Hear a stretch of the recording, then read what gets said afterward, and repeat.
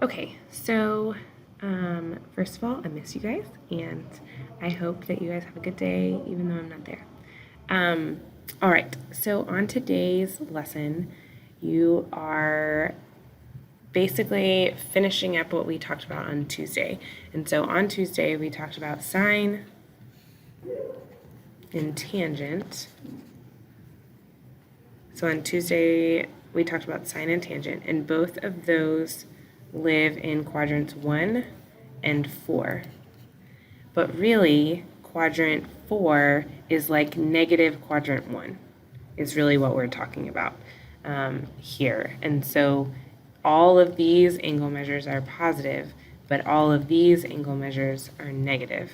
And so it's not numbers like 11 pi over 6 or 300.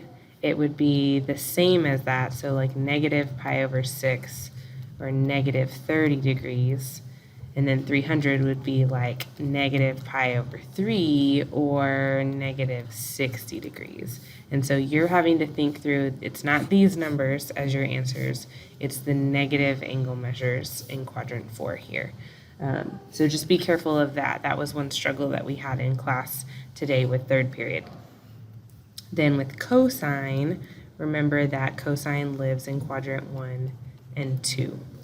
So here we have positive sine, positive tangent, negative sine, negative tangent, or positive y's and negative y's. Here we have positive x's and we have negative x's.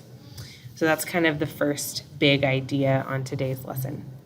The next big idea that we're talking about in today's lesson is when there's multiple things happening here. So if I say inverse cosine of square root 3 over 2, and then I want to take the sine of that, and so there's an inside piece and an outside piece.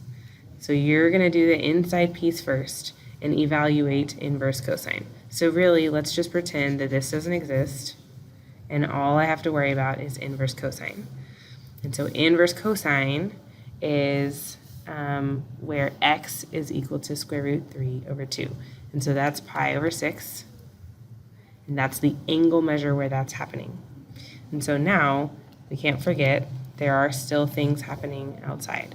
And so what I'm dealing with now is sine of the answer of that, or whatever is out here of the answer of that. And so what I'm thinking about here is where does y equal. So here we're looking for the y value at pi over 6. And so at pi over 6 on our unit circle, this is 1/2, and this is square root 3 over 2. So we've already dealt with this. That was the x value, and so the y value is 1/2. So my final answer for this would be 1/2. The second part of this is a problem like this. So if we had tangent is equal to inverse sine of 10 over 15. Okay, and so here we are obviously not on the unit circle because these numbers are too big. They're bigger than, the radius is bigger than 1, and so that's not going to work here. And so we know that we're not on the unit circle, but I do know that sine is positive. And so what I can do is draw a triangle here in quadrant 1 where sine is positive, and I can label my triangle. So I know that the top number is my y value, and I know that 15 is my radius value, or my hypotenuse. And so what I'm ultimately looking for is tangent of this triangle. So I don't actually need to know the angle measure, but I can use what's given to me to figure out another part, and then I can figure out tangent. And so here I have two sides, and so I can say 15 squared is equal to 10 squared plus x squared. And so that's 225 equals 100 plus x squared. And so I can solve for x. And so this is 125 is equal to x squared, square root both sides. So here we have that this is the square root of 125. And so now I have the y value and I have the x value, and so I can figure out what tangent is of this angle. And so tangent of this angle would be 10, the y, over the square root of 125.